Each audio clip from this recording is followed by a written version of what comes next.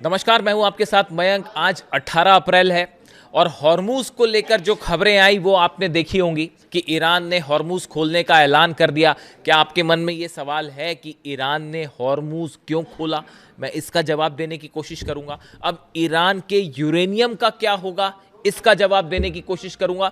देखिए, तमाम तरह के दावे हो रहे हैं सोशल मीडिया में और अमेरिकन मैगजीन्स में और न्यूज़ साइट्स में कि अब जल्द अमेरिका और ईरान के बीच कोई डील हो सकती है। लेकिन जो अंदर की खबर है उसके मुताबिक मामला यूरेनियम को लेकर बुरी तरह से फंस चुका है और ये जो डील वील का ख्याली पुलाव है ये अभी बहुत दूर है।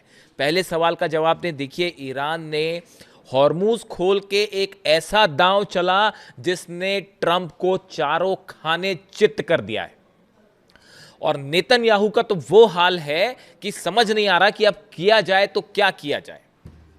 देखिए, कल जिस तरह से ईरान के विदेश मंत्री अब्बास अराक्ची साहब का शाम को ट्वीट आया और उन्होंने ये कहा, एक्स पर उन्होंने ये जानकारी दी कि ईरान जो है वो हॉर्मूज खोल रहा है। उसके बाद डोनाल्ड ट्रंप जो हैं वो अचानक से जो है इस मोड में आ गए कि वो खुशियां मनाने लगे और ये कहने लगे कि भाई जो है ये बड़ी जीत हुई है हमारी और अब हॉर्मूज खुल गया है, अब दुनिया में व्यापार शुरू हो जाएगा। और इतना कहते कहते वो ये भी दावे कर गए, आप उनके ट्वीट दे सकते हैं, कि अब जल्द ही ईरान से यूरेनियम को लेकर भी डील होने वाली है, ईरान अपना यूरेनियम देने के लिए भी तैयार है और जो है इस तरह की तमाम बातें हुई, उनके ऐसे दावे हुए। उसके थोड़ी देर बाद डोनाल्ड ट्रंप को यह बात समझ आई कि भाई बाजी तो ईरान ने मार ली है, हॉर्मूज का किंग उभर कर सामने आया है ईरान। अब कहीं ऐसा ना हो कि हॉर्मूज खोलने की पूरा क्रेडिट जो है वो ईरान को चला जाए। भाई चीन, रूस, भारत, दुनिया के तमाम देशों को, ताइवान, सबको जो है वहां से ऑयल चाहिए, पेट्रोकेमिकल्स चाहिए, वो ईरान अब सप्लाई कर रहा है। तो कहीं ऐसा ना हो कि पूरा क्रेडिट ईरान को चला जाए। तो डोनाल्ड ट्रंप को थोड़ी देर बाद ये बात समझ में आई। फिर उन्होंने इस तरह के ट्वीट करने शुरू किए कि नहीं, अभी हमारा ब्लॉकेट जारी रहेगा और जब तक डील नहीं हो जाती तब तक हम ब्लॉकेट नहीं खोलेंगे। इस तरह की बातें चलती रही। खैर, डोनाल्ड ट्रंप की बात करने का कोई फ़ायदा नहीं है, वो कब क्या बोले।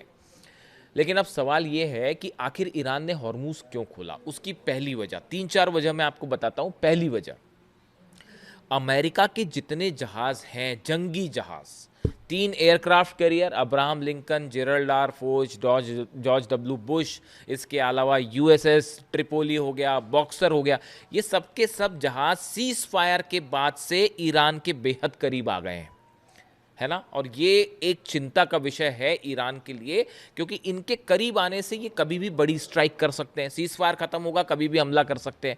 इनको पहला जो कोशिश है ईरान की कि इनको दूर किया जाए। तो जब ईरान ने अगर ब्लॉकेट खोल दिया तो अब स्वाभाविक सी बात है कि पूरी दुनिया का दबाव अमेरिका पे है कि अब आप भी ब्लॉकेट खोलिए, ये जो जहाज आपने खड़े कर रखे हैं इनको पीछे भेजिए। अमेरिका अब इसके लिए मजबूर होगा। तो ईरान का पहला उद्देश्य स्ट्रैटेजिक था कि भाई ये जो ब्लॉकेट हमने खोला ये भी ब्लॉकेट खोलें और जरा यहां से दूर होए, बाहर जाएं, हमारी रेंज से बाहर जाएं। जब जंग चल रही थी तो 1000-1500 किलोमीटर की रेंज में कोई भी अमेरिका जहाज नहीं आया। अमेरिका की नेवी धरी की धरी रह गई। डोनाल्ड ट्रंप के जहाज हिम्मत नहीं कर पाए पास आने की, वरना फतह क्या करती और खुर्रम शहर क्या करती और अबू मेहदी मिसाइल्स क्या करती वो सब जानते हैं। एक एक करके सारे जहाज तबाह होते अमेरिका के। तो अब हालात ये है कि अब करीब आ गए, लेकिन सीज फायर हुआ तो करीब आ गए, इनको दूर भगाना था। बात नंबर एक। बात नंबर दो, देखिए लेबनान में सीज फायर हुआ। लेबनान में सीज फायर के बाद ईरान ने अपनी इस बात पर कायम रह के कि भाई हम हॉर्मूज खोल रहे हैं, पूरा इंटरनेशनल एक सपोर्ट हासिल किया है। आज आप देखें, हकीकत यह है कि इजराइल और ट्रंप, इनको इनके साथ दुनिया का कोई देश नहीं खड़ा। अब तो खबर है कि मोहम्मद बिन सलमान भी जो है वो भी, उन्होंने भी जो है कह दिया अमेरिका को कि अब इसराइल को बंद करवाइए, बहुत हुए हमले, और ये जो है अब इनके लेबनान पर सीज फायर करवाइए। तब प्रेशर डाला उन्होंने, तब शायद जाके ये सीज फायर हुआ। तो देखिए, इंटरनेशनल एक्सेप्टेंस मिली है ईरान को बहुत बड़ी। आज दुनिया के तमाम देश इस बात को लेकर ईरान के शुक्रगुजार हैं कि उसने जो है स्ट्रेट ऑफ हॉर्मूज कमर्शियल जहाजों के लिए खोल दिया है। ये दूसरी बड़ी वजह। तीसरी बड़ी वजह, चीन के पास, चीन से बड़ा बिजनेस होता है ईरान का। रोज 14 से 15 लाख बैरल ऑयल्स जो है वो सप्लाई होता है, वो प्रभावित हो रहा था। चीन के जहाज निकल रहे थे लेकिन उतनी संख्या में नहीं निकल रहे थे जितने निकलने चाहिए। तो ईरान, चीन भी ये चाह रहा था कि किसी तरह से ये स्ट्रेट ऑफ हॉर्मूज जल्दी से खुले ताकि एनर्जी सप्लाई में बाधा ना बने। चूंकि चीन बड़ा एलाई है ईरान का, वो मैं अलग से बात करूंगा। जो कार्गो पहुंच रहे हैं तेहरान में, ये आपको लग सकता है, देखिए आप तमाम वेबसाइट्स देखिए, तमाम इस तरह के व्यूज आ रहे हैं भारत के मीडिया में भी, बाहर में भी, कि जल्दी से जो है वो एक कोई सीज फायर का प्लान होने वाला है, कोई डील होने वाली है। हकीकत सुनिए जनाब, धड़ाधड़ कार्गो प्लेन से मिसाइल्स पहुंच रही हैं चाइना की तेहरान। देखिएगा, पता करिए जरा वो कार्गो प्लेन में क्या आ रहा है चीन से, और लंबी और बड़ी जंग की तैयारी में है ईरान। तीसरी वजह मैंने आपको ये बता दी। अब देखिए चौथी बड़ी वजह ये है, रूस की तरफ से जो प्रस्ताव आया सामने कि हम ईरान का यूरेनियम रखने को तैयार हैं, अगर इस बात के लिए सहमति होती है। क्या अमेरिका इस बात के लिए तैयार होगा? देखिए असल में यूरेनियम को लेकर बात फंसी हुई है। कल डोनाल्ड ट्रंप ने एक के बाद एक 7 दावे किए।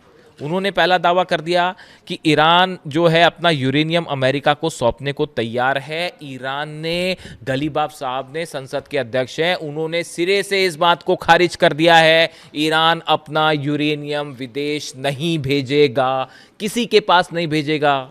साफ बयान आया उनका कि डोनाल्ड ट्रंप ये बात झूठ बोल रहे हैं। दूसरा डोनाल्ड ट्रंप का दावा था कि अब जो है हॉर्मूज हमेशा के लिए जो है वो खुल चुका है, लेकिन वो ये भी कह रहे हैं कि हमारी जो नाकाबंदी जारी रहेगी। ईरान ने कह दिया, देखिए अगर आपका ब्लॉकेट जारी रहा, आपने अपने जहाज पीछे नहीं किए, तो हम हॉर्मूज को फिर बंद कर देंगे। अरे हॉर्मूज का इलाका जो है वो ईरान का है, वो जब चाहे उसको लॉक कर सकता है, जब चाहे उसको खोल सकता है। ईरान, अमेरिका के जहाज तो बाहर से आए हैं, तो ईरान की तरफ से बात साबित कर दी गई कि साहब ऐसा है कि अगर आपने अपने ये शिप्स नहीं हटाए तो हम फिर से बंद कर देंगे। यानी परमानेंटली हॉर्मूज खुला है, ऐसा बिल्कुल नहीं है।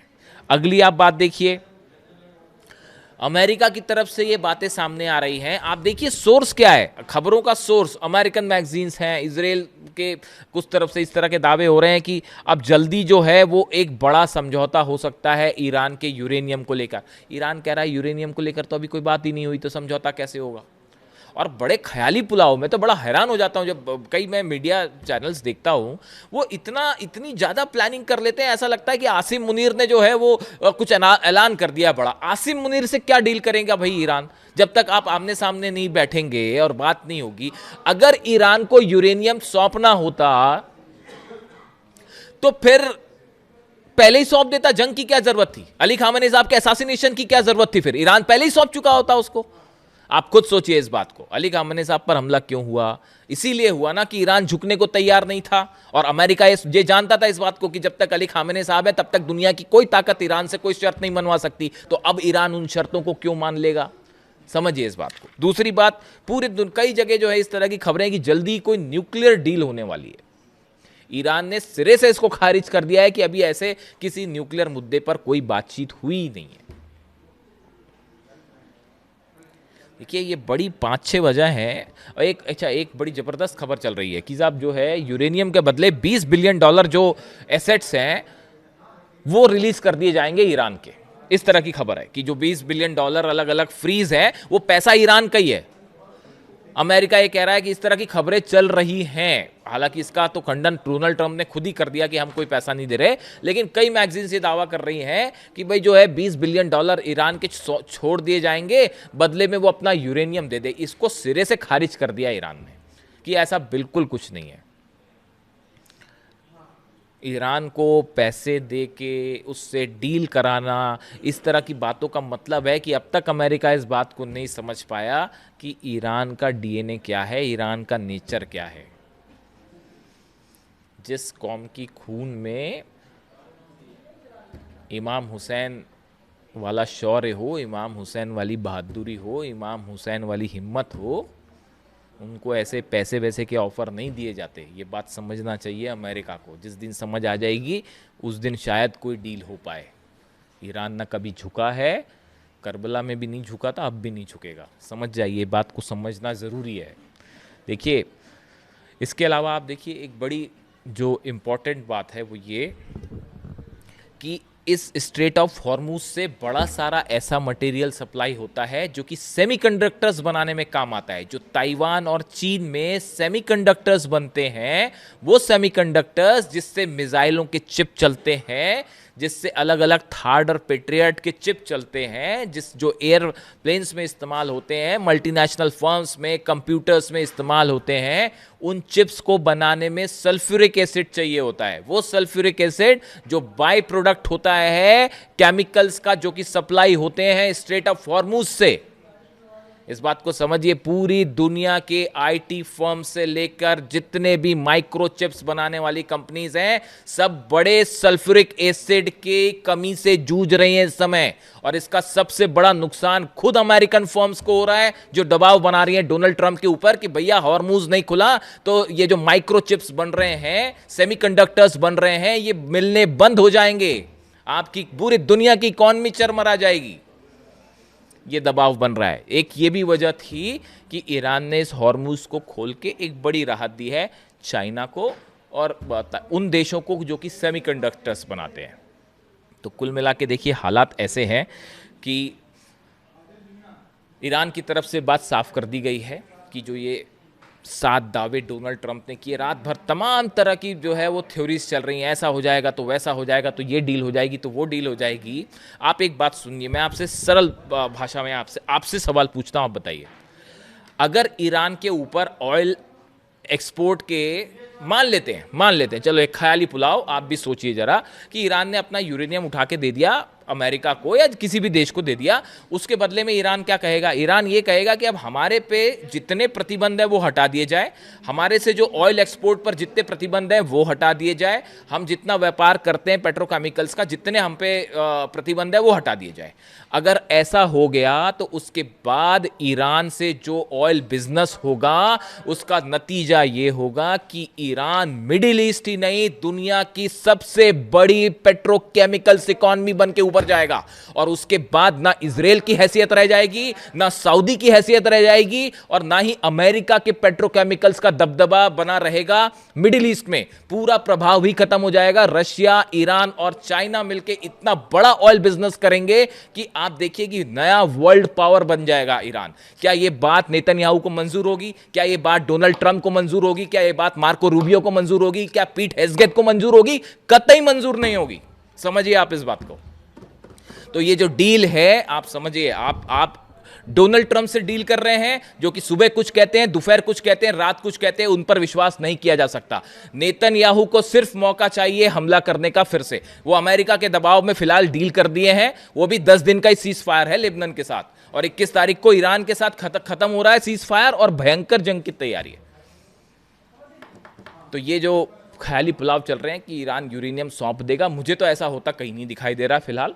और अगर ऐसा मान लीजिए कोई एक डील हो रही है, बड़े सारे लोग कह रहे हैं कि डील हो जाएगी, डील हो जाएगी। अगर डील हो गई तो उसके बाद क्या अमेरिकन थिंक टैंक इस बात को नहीं समझ पा रहे कि उसके बाद ईरान इतना बड़ा वर्ल्ड पावर बन के उभर जाएगा कि उसके बाद क्या एमएसबी को ये बात, मोहम्मद बिन सलमान को ये बात मंजूर हो जाएगी कि सऊदी अरबिया का पूरा प्रभाव खत्म हो जाए?